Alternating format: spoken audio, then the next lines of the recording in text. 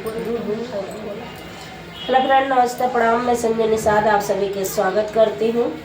और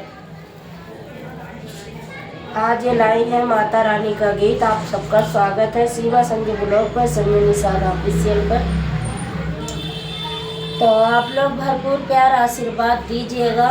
और हम आज जा रहे हैं गाने माता रानी की गीत। आप लोग सुन के बताइएगा।